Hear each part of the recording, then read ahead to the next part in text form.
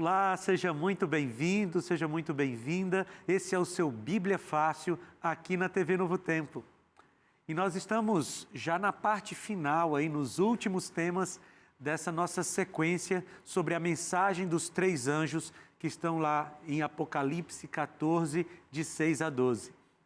Nós já estudamos a primeira mensagem completa, já estudamos a segunda mensagem completa e estamos agora nos temas que estão contidos na terceira mensagem angélica.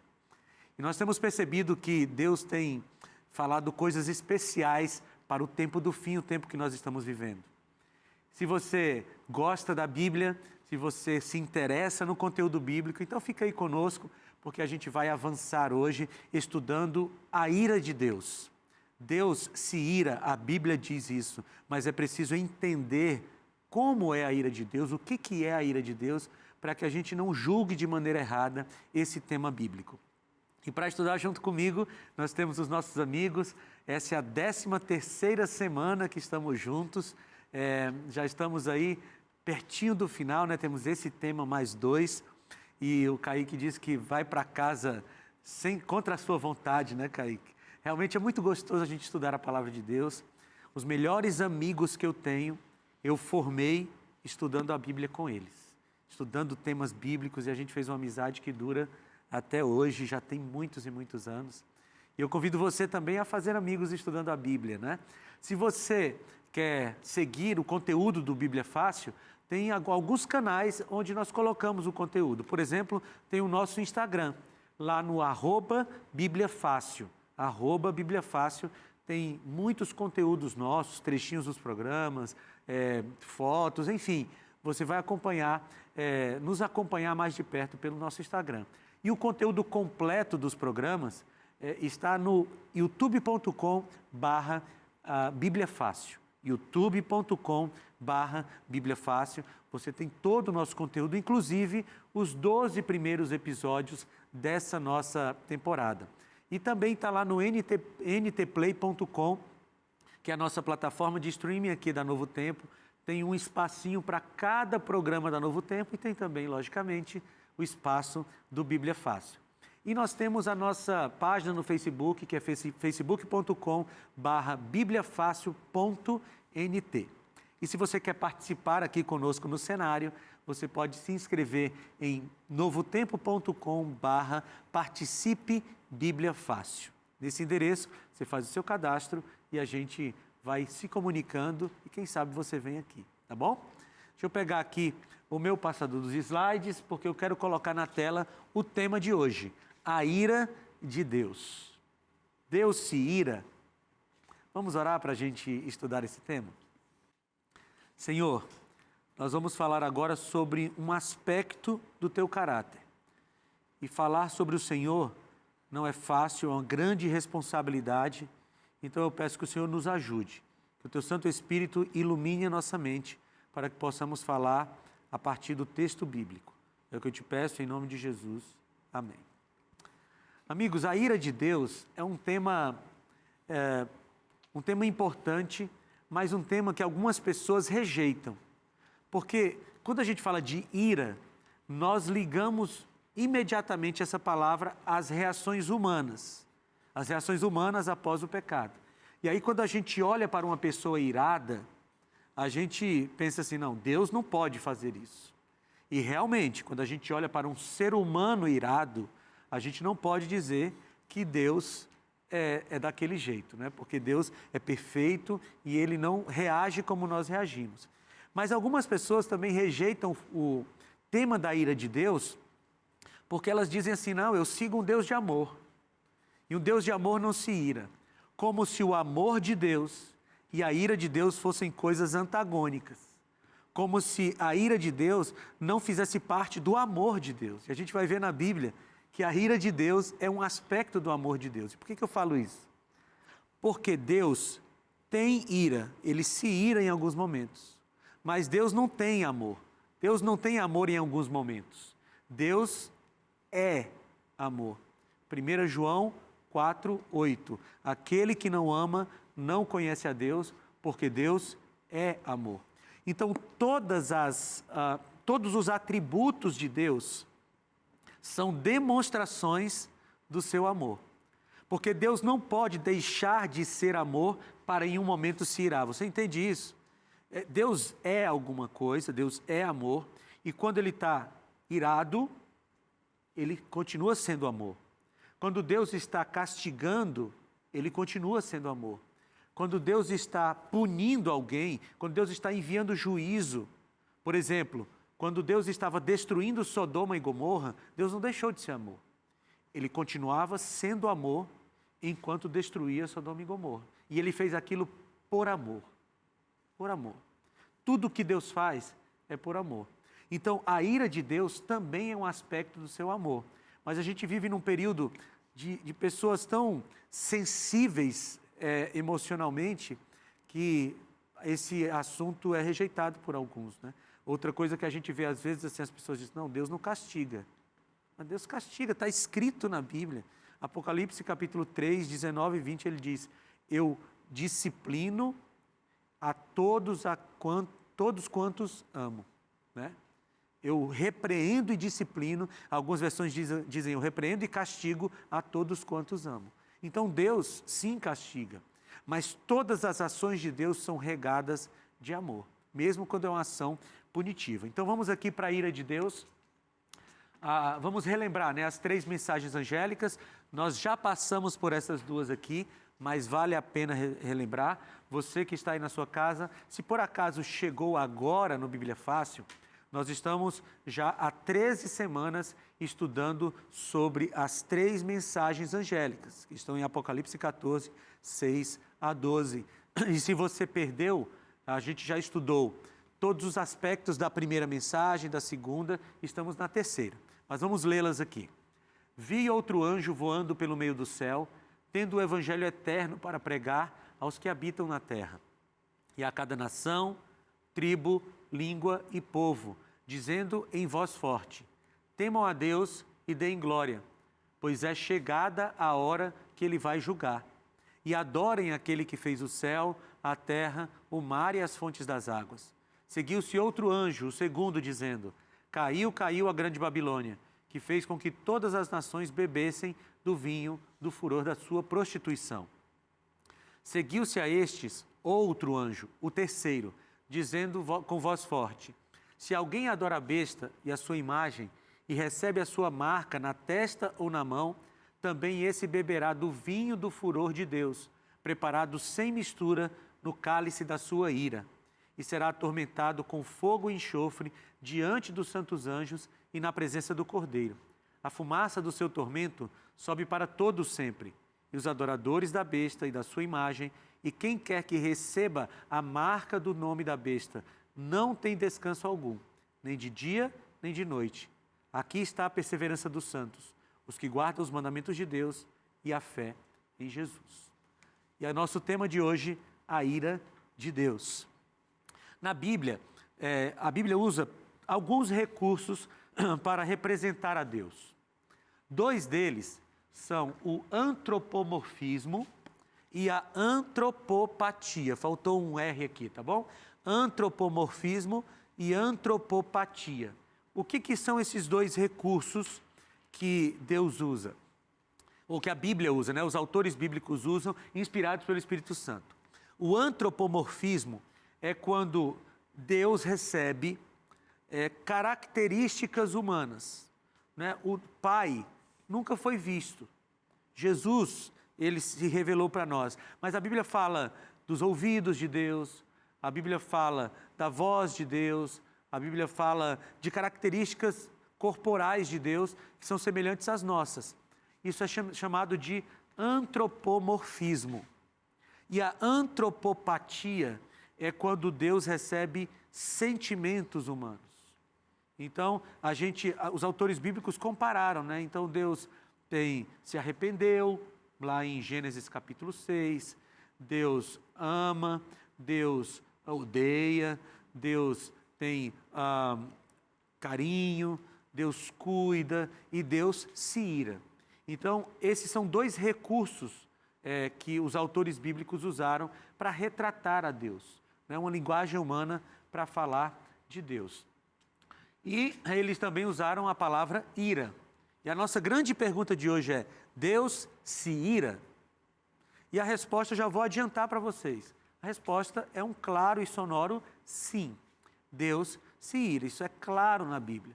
A grande questão é como Deus se ira. Como é a ira de Deus? É diferente da nossa. Porque a ira humana, ela é descontrolada, né? Quando o ser humano chega no ponto da ira, é porque ele já perdeu completamente o controle, né? Ele já passou pela chateação, ele já ficou com raiva, de repente ele se irou. Aí quando ele se ira, aí ele parte para agressão física ou verbal, o ser humano perdeu o controle. No caso de Deus, Deus se ira, mas Deus nunca perde o controle. Deus nunca se...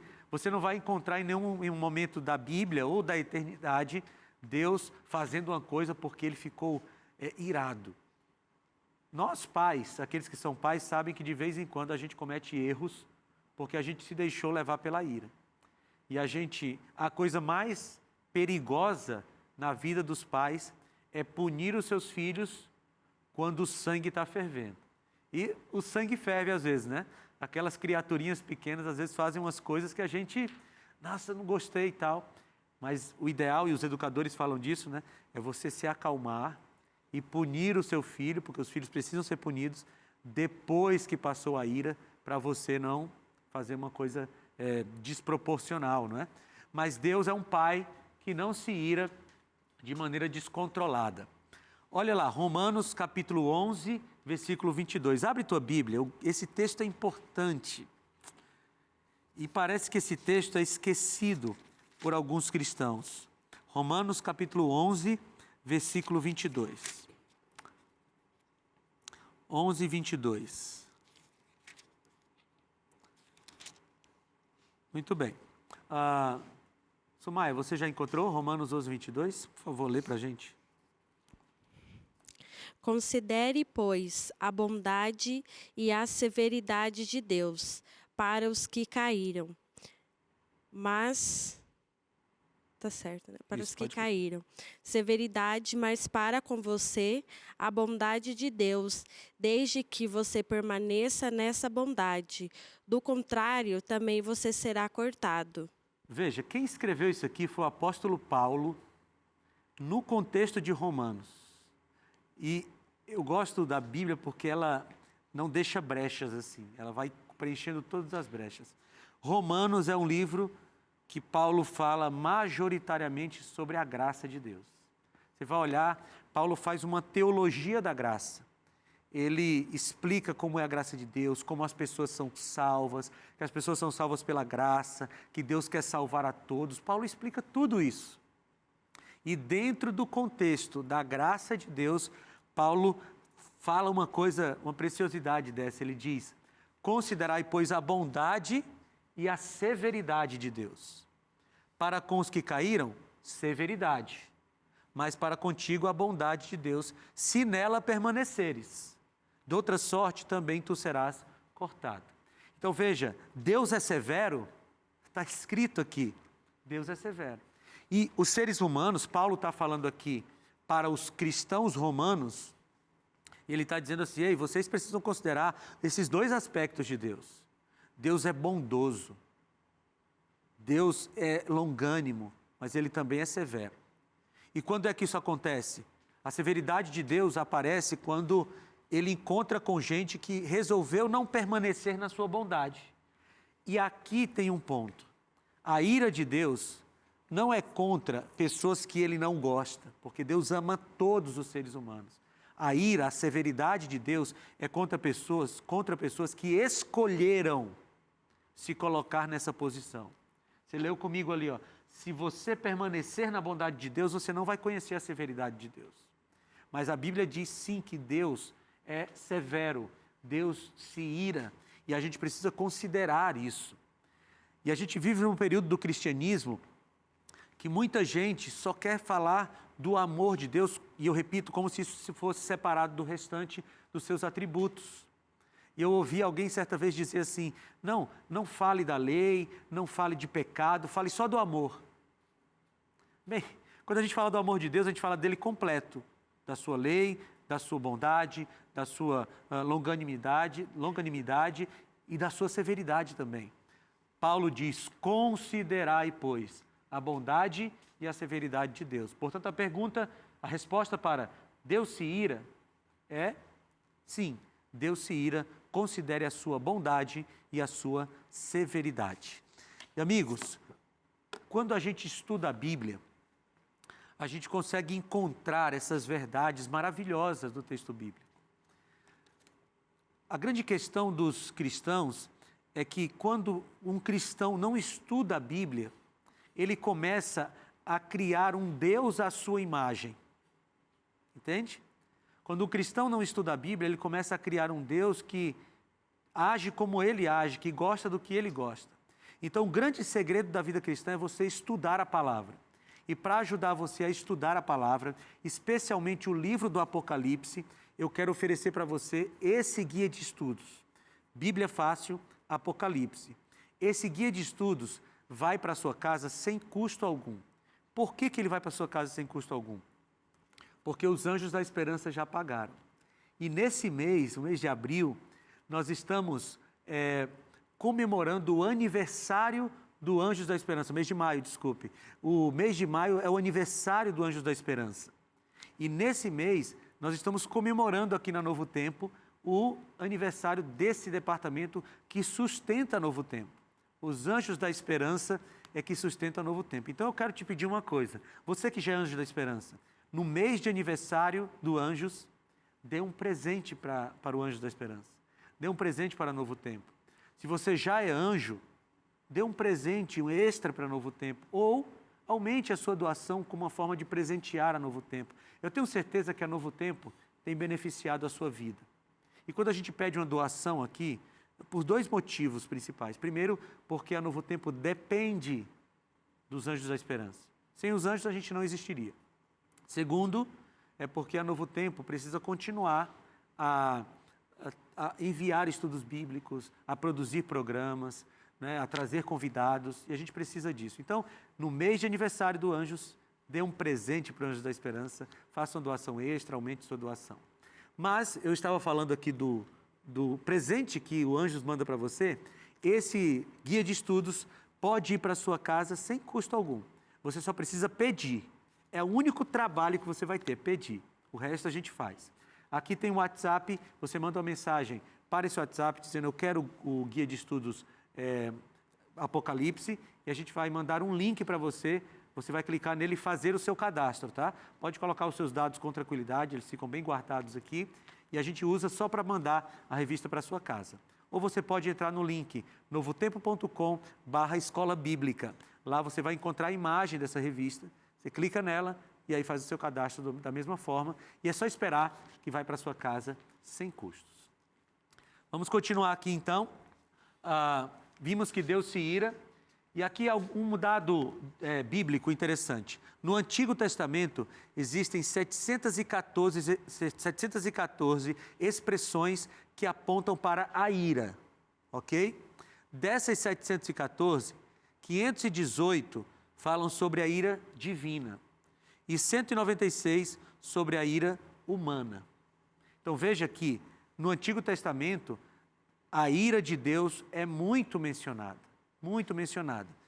518 vezes, portanto, a maior parte das menções à ira de Deus acontece, a ira acontece sobre a ira de Deus. E para entendermos melhor a ira de Deus, nós precisamos relembrar a sua santidade. Por quê? Porque a ira de Deus sempre se levanta quando a sua santidade é ferida ou não respeitada. A ira de Deus sempre acontece quando alguém ofende a santidade de Deus. Por isso que a gente precisa relembrar a sua santidade, né? Deus é santo, em primeiro lugar, porque Ele é completamente separado da criação.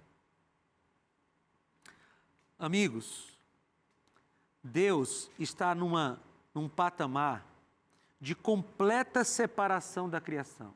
Por quê? Porque Deus existia antes da criação.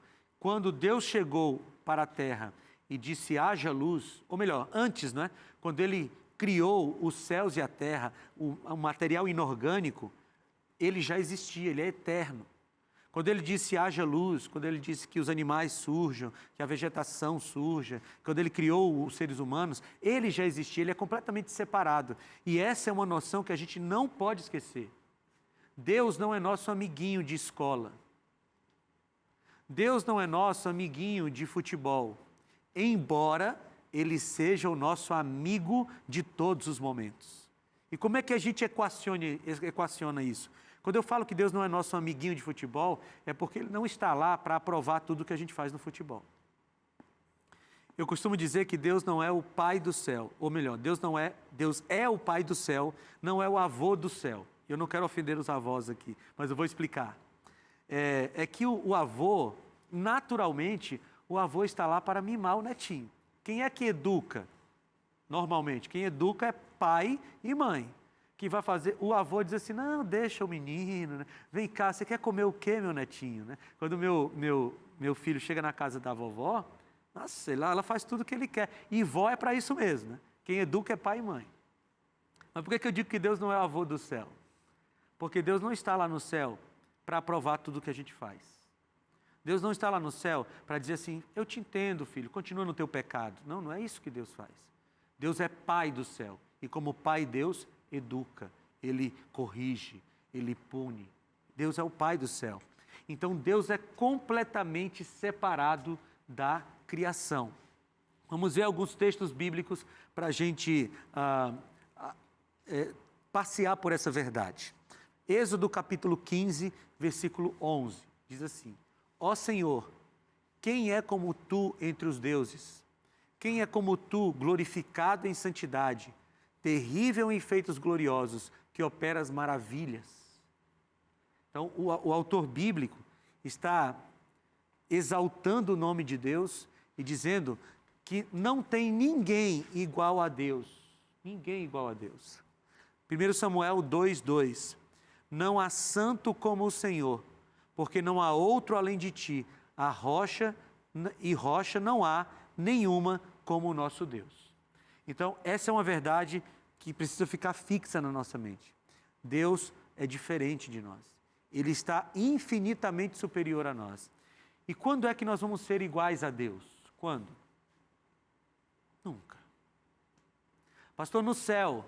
Não, a gente não vai ser igual a Deus, porque vai continuar uma diferença astronômica, abissal. Qual a diferença?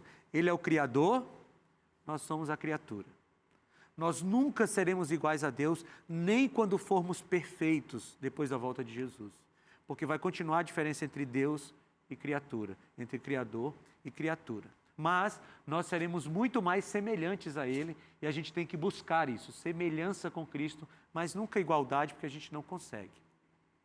Bem, esse é um aspecto. Segundo aspecto, Deus é absolutamente puro e bondoso. Não existe maldade em Deus. Vamos ver isso na Bíblia? Isaías capítulo 6, versículos 3 a 5. E clamavam uns para os outros, dizendo, esse aqui os anjos falando, Santo, Santo, Santo é o Senhor dos exércitos. Toda a terra está cheia da sua glória. As bases do limiar se moveram à voz do que clamava. E a casa se encheu de fumaça. Então disse eu, agora Isaías, ai de mim, estou perdido, porque sou um homem de lábios impuros, habito no meio de um povo de impuros lábios, e os meus olhos viram o Rei, o Senhor dos exércitos. Olha como Isaías fala. Ele olha para Deus naquele cenário, daquela visão que ele está vendo, ele vê como os anjos tratam Deus, e aí depois ele compara os seus lábios com os lábios dos anjos e os lábios de Deus. E ele diz, eu tenho lábios impuros. Né? Ele diz, eu habito no meio de um povo de impuros lábios. Então, quando Isaías, um profeta de Deus, se comparou com Deus, ele teve que admitir a sua impureza. E é assim que a gente, queridos, é assim que funciona. Enquanto a gente se compara com outros seres humanos, a gente pode se achar melhor. Né? Então eu olho aqui para o Jô e digo, puxa, o Jô vai para a igreja só uma vez por semana. Eu vou 3, opa, eu estou muito melhor que o Jô.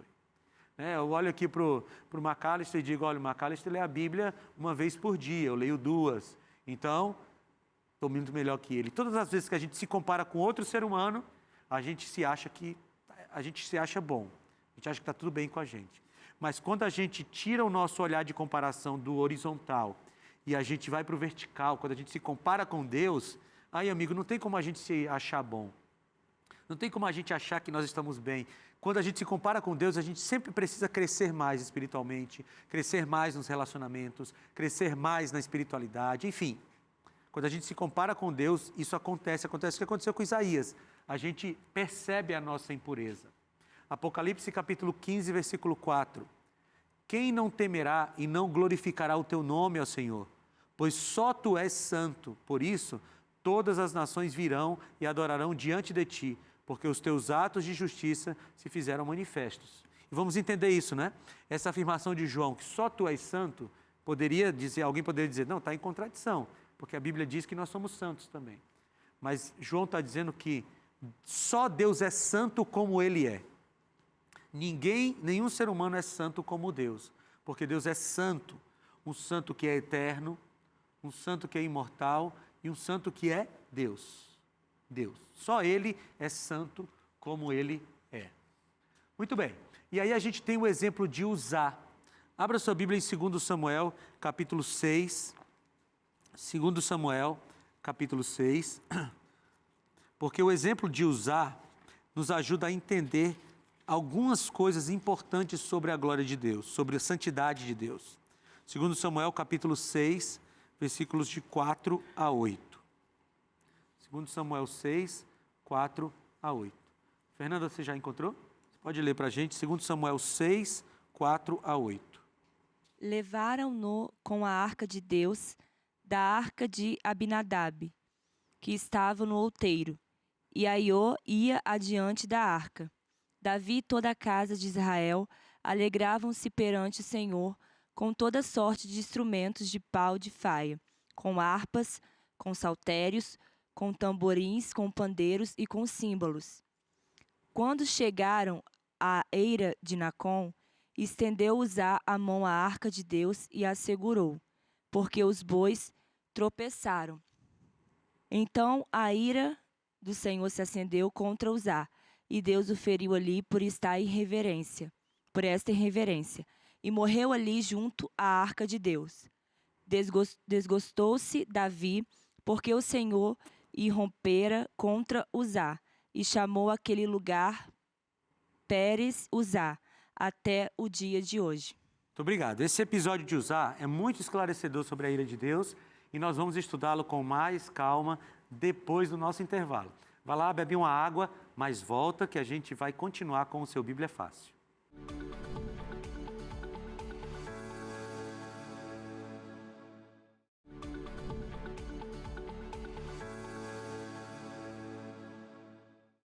Estamos de volta com o seu Bíblia Fácil, estudando aqui sobre a ira de Deus, que é um trechinho da terceira mensagem angélica. E se você quer mais informações, mais conteúdo sobre esse assunto e sobre os outros que estudamos aqui ao longo dessa temporada, você pode ter aqui nesse guia de estudos. É o Bíblia Fácil Apocalipse. Aqui você tem 18 capítulos, 95 páginas de um estudo muito bem diagramado, com ilustrações lindíssimas e, logicamente, com conteúdo que vai fazer você se aprofundar no texto bíblico. E esse conteúdo, esse estudo, pode ir para a sua casa sem custo algum. Você não vai pagar taxa de postagem, não vai pagar frete, nada. Vai para a sua casa sem custos, porque os Anjos da Esperança já pagaram. Inclusive, nesse mês de maio, é o mês de aniversário do Anjos da Esperança, e a gente pede que você dê um presente para o Anjos da Esperança. Se você gosta da Novo Tempo, quer que ela continue o seu trabalho, dê um presente para o Anjos da Esperança nesse mês de maio. E essa revista pode ir para a sua casa sem custos, é só você pedir. Aqui está o WhatsApp, manda uma mensagem para o WhatsApp, você vai receber de volta um link, que você vai clicar e fazer o seu cadastro, e aí é só esperar que chegue na sua casa. Ou você vai entrar em novotempo.com/escola bíblica. Lá você vai encontrar a imagem dessa revista, clica nela, preenche todo o cadastro e aí é só aguardar que nós vamos enviar para a sua casa. Vamos voltar aqui a estudar o exemplo de Uzá. Você viu aqui que Uzá estava numa procissão, vamos chamar assim, levando a arca de Deus, né, de um lugar para o outro, junto com Davi. Em algum momento, os bois que estavam lá puxando a carroça, Eles tropeçaram e parece que a carroça deve ter dado uma balançada assim forte, porque Uzziah pensou, vai cair a arca. E aí ele, querendo ajudar a Deus, ele foi lá e segurou a arca. Existia uma clara recomendação de não tocar na arca. E Uzziah achou que precisava ajudar a Deus. E na sua irreverência, o que a Bíblia diz aqui, nós lemos, né? Na sua irreverência, Uzziah tocou na arca e a ira de Deus, o texto fala, veio sobre ele. Algumas pessoas olham para esse episódio e se escandalizam. Como é que Deus se irou e destruiu alguém que queria ajudar, não é? E a gente se impressiona com a ira de Deus. A gente se incomoda com a ira de Deus. Mas sabe o que deveria nos deixar admirados? Era a misericórdia de Deus. Porque a ira de Deus não é nada mais do que nós merecemos. Todos nós, pelo nosso pecado. A gente devia se admirar pela misericórdia de Deus. Olha o que esse texto diz, eu gosto muito desse texto. A questão não é porque Deus pune o pecado, mas sim porque Deus permite a continuidade da rebelião humana. É costumeiro e habitual Deus ser tolerante. De fato, Ele é longânimo, paciente e tardio em se irar. Aliás, é tão tardio que quando sua ira vem à tona, ficamos chocados e ofendidos com ela. Deus, o normal, o esperado para pessoas como nós, como você, era que Deus nos punisse toda hora, porque a gente vive em rebelião contra Ele. Mas Deus é tão tardio em se irar, é tão longânimo, tão compassivo, que quando Ele se ira, a gente se admira. Mas a gente deveria se admirar, por exemplo, com as bênçãos que Deus nos dá. Devia ser assim, como Deus abençoa uma pessoa como eu. Estou admirado com isso. E na hora que Deus nos pune, a gente deveria pensar assim, é isso mesmo, é o que eu mereço. A gente deveria inverter, virar essa chave na nossa cabeça.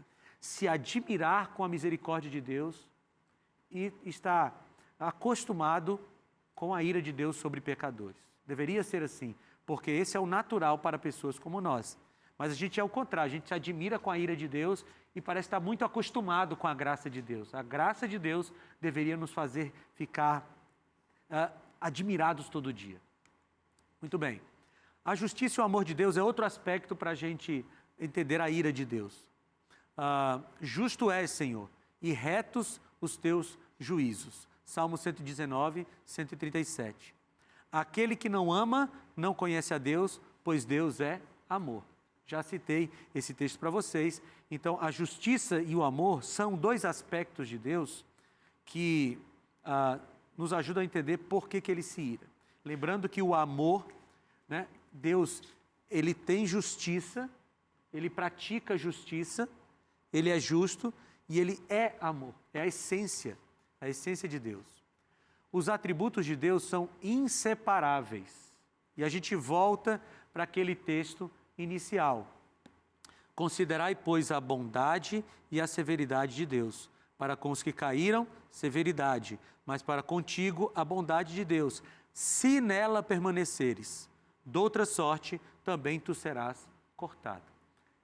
Então, esse é o ponto que eu preciso enfatizar, especialmente para você de casa que talvez entrou agora, ligou agora a TV, se deparou com esse tema.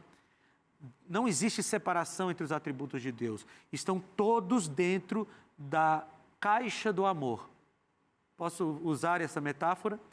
Existe uma caixa que é o amor de Deus. E dentro desta caixa estão a ira, a bondade, a longanimidade, a paciência, não é? O juízo, a punição. Tudo que Deus faz em relação aos seres humanos, tudo está dentro da caixa do amor de Deus. Então não existe essa história de que, vamos falar só do amor de Deus. Porque todas as vezes que a gente fala de Deus, a gente fala do seu amor. Não é? É como se, eu ouvi uma vez alguém dizendo assim, vamos parar de falar desse negócio de doutrina, vamos falar só do amor. Mas amigos, o que é doutrina? Doutrina são ensinos. Tudo que a Bíblia ensina é uma doutrina, tudo. E a Bíblia ensina sobre o amor de Deus. O amor também é doutrina. Então não existe essa separação entre graça e doutrina, entre amor e doutrina, entre lei e graça, não existe. Deus é holístico, um ser holístico. os atributos de Deus são inseparáveis, a bondade e a severidade. Ele não deixa de ser bondoso quando está sendo severo. E ele não deixa de ser severo quando está sendo bondoso. Ele é a mesma coisa, as duas coisas ao mesmo tempo.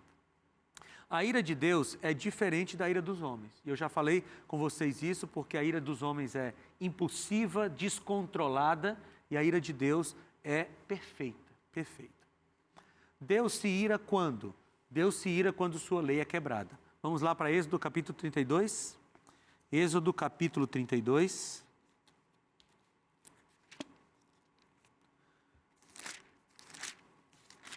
Êxodo 32. Nós vamos ler aqui os 10 primeiros versículos. Você encontrou aí na sua Bíblia, Êxodo 32, a partir do versículo 1. Eu vou ler na tela aqui com você. Diz assim: Mas vendo o povo que Moisés tardava em descer do monte, acercou-se de Arão e lhe disse: Levanta-te, faze-nos deuses que vão adiante de nós, pois quanto a este Moisés, o homem que nos tirou do Egito, não sabemos o que lhe terá sucedido. Disse-lhe Arão: Tirai as argolas de ouro das orelhas de vossas mulheres, vossos filhos e vossas filhas, e trazei-mas. Então todo o povo tirou das orelhas as argolas e as trouxe a Arão. Este, recebendo-as de suas mãos, trabalhou o ouro com buril e fez dele um bezerro fundido.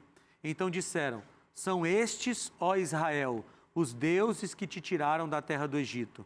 Arão, vendo isso, edificou um altar diante dele e, apregoando, disse: Amanhã será festa ao Senhor. No dia seguinte, madrugaram e ofereceram holocaustos e trouxeram ofertas pacíficas. E o povo assentou-se para comer e beber e levantou-se para divertir-se. Então disse o Senhor a Moisés: Vai, desce, porque o teu povo, que fizeste sair do Egito, se corrompeu e depressa se desviou do caminho que lhe havia eu ordenado. Fez para si um bezerro fundido e o adorou, e lhe sacrificou, e diz: São estes, ó Israel, os deuses que te tiraram da terra do Egito. Disse mais o Senhor a Moisés: Tenho visto este povo, e eis que o povo é de dura cerviz.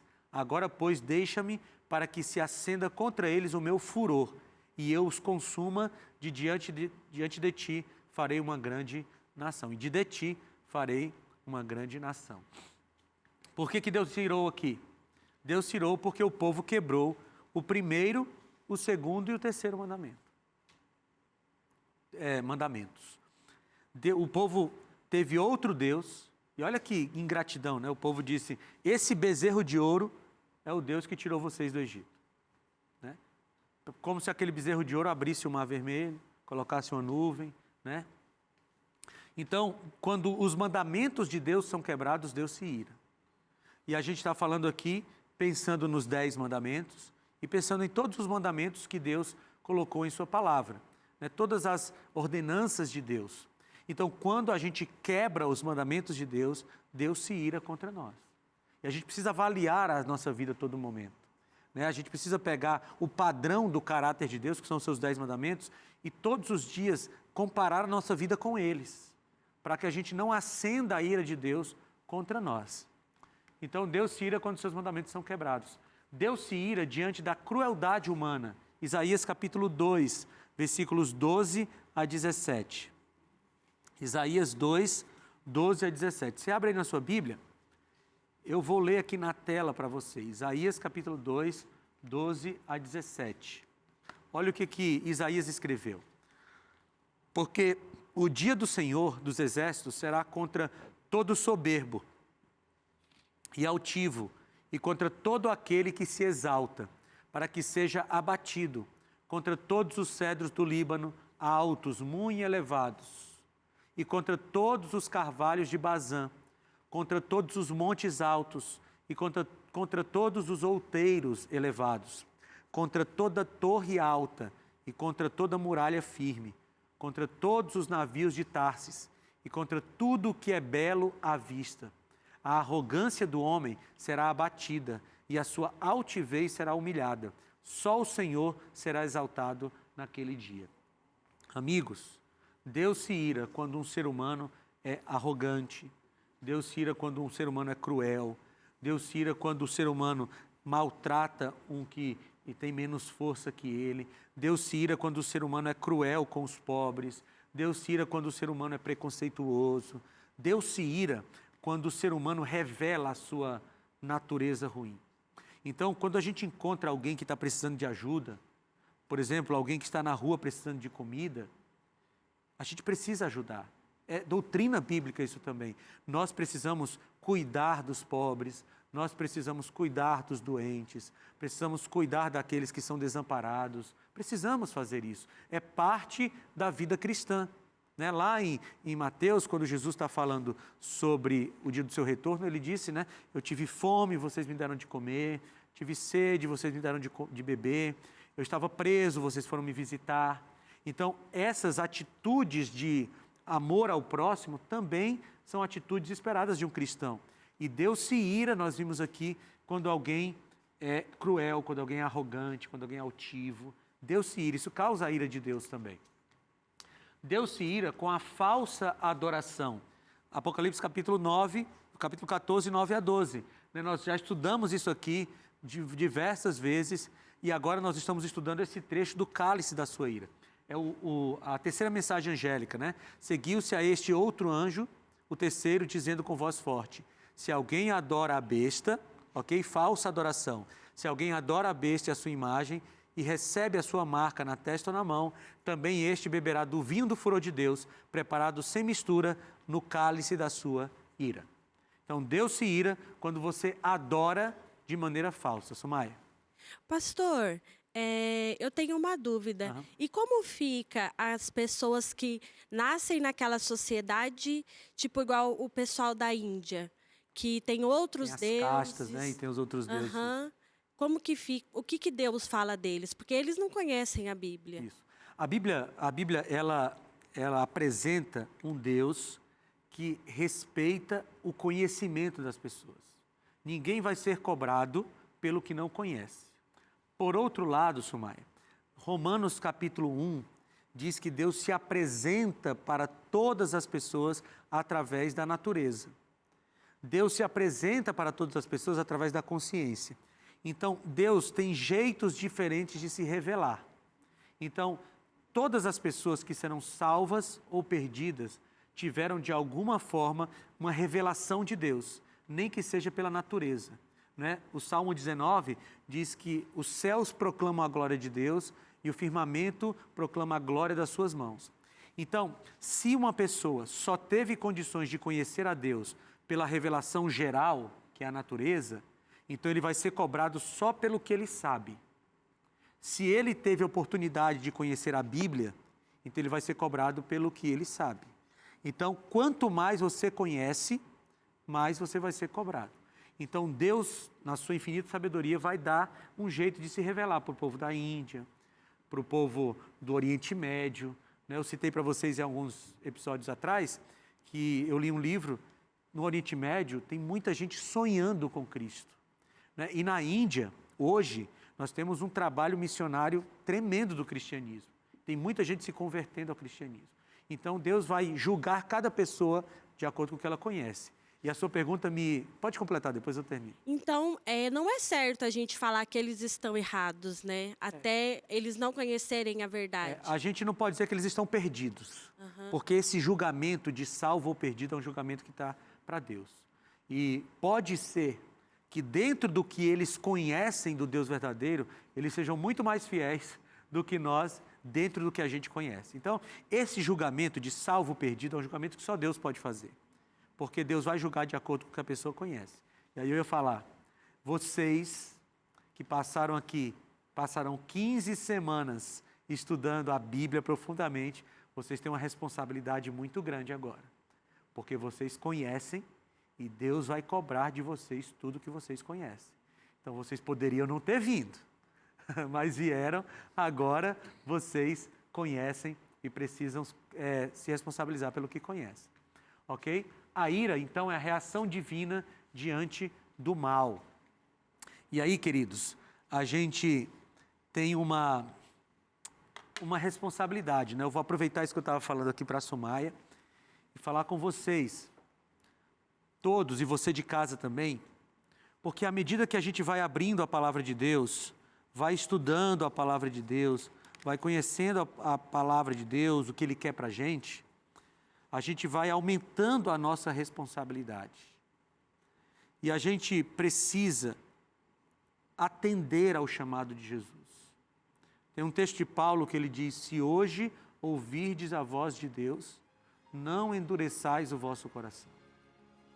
Eu não sei se eu falei para vocês alguma coisa até agora, que você ainda está resistindo em obedecer. Você ainda disse assim: não, isso aí não é para mim agora ainda. Veja, à medida que a gente conhece a palavra de Deus, a gente precisa aplicar. Porque Deus vai cobrar de nós aquilo que a gente conhece. E vocês conheceram muitas coisas. Nós estamos passeando pelo texto bíblico e conhecendo coisas profundas. E Deus vai cobrar de vocês. Vai cobrar de você também. Sabe, eu não estou falando uma coisa aqui negativa. Pelo contrário, é positivo. Porque Deus está revelando para nós aquilo que é a sua vontade para a nossa vida. Só que a gente tem que deixar Deus transformar a nossa vida. Eu quero dar de novo um exemplo que eu já dei em algumas semanas passadas. Você lembra de Judas Iscariotes, né? Judas Iscariotes viveu 3 anos e meio com Jesus, de maneira direta. Ele ouviu as palavras de Jesus, ele viu os milagres de Jesus. Mas Judas não deixou Jesus transformar o seu coração. Não deixou. E quando a gente não deixa Jesus transformar o nosso coração, Ele não transforma. Porque Jesus é muito educado, Ele não invade vidas. Jesus entra em portas que são abertas. E aí a questão é, você vai deixar Jesus transformar a sua vida ou você vai fazer com que essa temporada que você passou aqui estudando a Bíblia seja só assim: foi legal, foi interessante, foi produtivo, foi esclarecedor. Mas não é para ser só produtivo, esclarecedor, interessante, é para ser transformador. É para ser transformador. E a transformação que Jesus quer fazer na nossa vida, ela vai de dentro para fora. Ela começa com nossos aspectos interiores, com aquilo que a gente crê, com aquilo que a gente não crê, que precisa crer, naquilo que a gente duvida e a gente vai sendo transformado por Jesus. E aquilo explode, aquilo transborda. E aí vai para aquilo que a gente usa, para aquilo que a gente fala, para aquilo que a gente veste, para aquilo que a gente come. E essa transformação de dentro para fora, ela é gradual, é verdade. Mas ela tem que começar em algum momento. E ela precisa começar agora. Permita que Jesus transforme o teu viver. Permita que Jesus transforme a tua vida, mesmo que isso seja difícil. Na noite anterior eu orei por vocês todos. Aliás, eu venho orando já tem um tempo. Orando para que Deus dê coragem de fazer o que tem que ser feito, mesmo que seja difícil. E você de casa também precisa. Você precisa fazer o que tem que ser feito. Você sabe o que precisa ser feito. Deus está falando com você aí na sua consciência. Deus está falando com você na sua mente. E Ele está dizendo: filho, filha, você precisa tomar uma decisão agora. Você precisa permitir que eu transforme a sua vida. E essa é a minha oração, sabe? A oração de que Deus chegue na sua vida. Faça você crescer, faça você prosperar em todos os aspectos da sua vida. Mas acima de tudo, que Jesus transforme a sua vida. Chega de viver como você tem vivido. Já chega. Você não precisa viver essa vida medíocre, afundada no pecado. Não precisa. Você pode viver para Deus. Você pode viver transformado por Ele. Enquanto você ouve o hino seguinte, permita que Deus transforme a sua vida.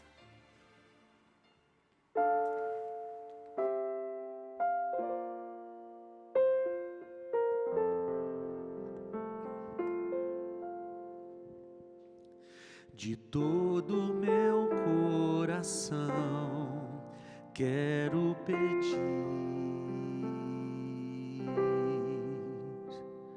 que Deus possa vir morar em sua vida que te guarde ao entrares ou saíres de qualquer lugar. Proteja o que é teu, te faça crescer e prosperar. Que seja o teu viver só do Senhor. Que possas com tuas palavras falar de amor. Mas se peço para Deus te guardar, preciso também te dizer: permite que Deus transforme o teu viver.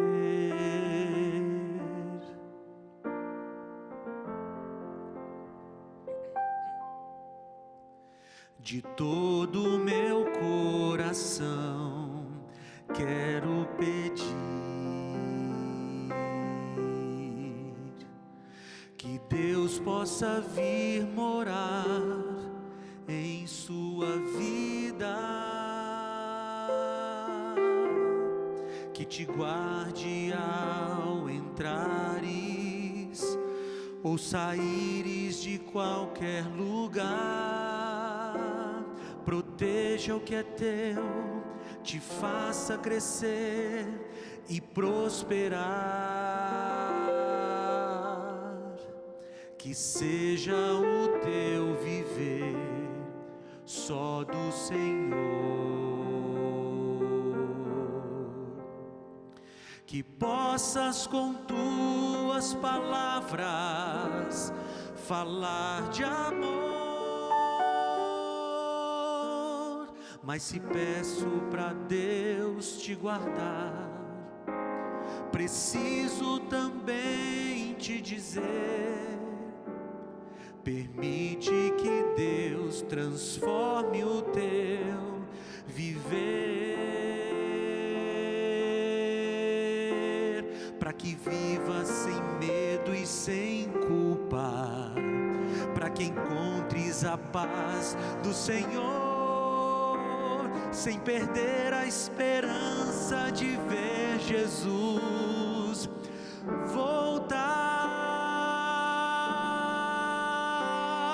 Mas se peço para Deus te guardar, preciso também te dizer: permite que Deus transforme o teu viver. Permite que Deus transforme o teu viver.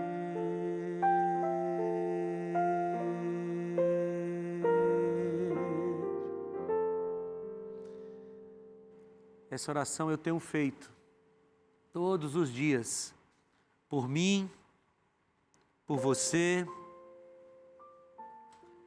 Macalister. Eu orei por isso, que Deus transforme, te dê coragem. Por você, Fernanda, que Deus te transforme a cada dia, te dê coragem de tomar as decisões que precisam ser tomadas. Por você, Ivonete, que Deus continue transformando a sua vida, te dê coragem de tomar as decisões que têm que ser tomadas. Fernanda, por você também, para que Deus transforme a sua vida, te dê coragem, coragem. Meu amigo Joey, eu oro há muito tempo por você, para que Deus continue trabalhando e transformando a sua vida. Somaia, por você, eu oro por vocês dois há muito tempo, para que Deus dê coragem para vocês. Kaique, eu aprendi a amar você, amigo. Eu tenho orado para que Deus continue transformando a sua vida e leve você para onde Ele quer. Eu oro por você também de casa, para que Deus transforme a sua vida. Sabe, às vezes a gente tem que tomar decisões sérias e vir para o caminho de Deus. E essa é a melhor decisão que a gente pode tomar. Por isso, como disse na música, permita que Deus transforme o seu viver. Deus está ali, olha, preparado para transformar você, mas você precisa dizer assim: Senhor, agora o Senhor pode. Sabe, Deus é todo poderoso, mas se tem uma coisa que Deus não faz, é transformar a vida de quem não quer ser transformado. Por isso que precisa ter uma permissão nossa. E eu vou orar agora por todos nós, para que essa permissão seja dada. Feche seus olhos. Senhor, obrigado pela mensagem. E agora, Senhor, nós abrimos o nosso coração de maneira irrestrita para que o Senhor entre e faça as transformações que precisam ser feitas. Nós te damos autorização para mexer em tudo, Senhor. E fazemos isso em nome de Jesus. Amém, Senhor. Amém.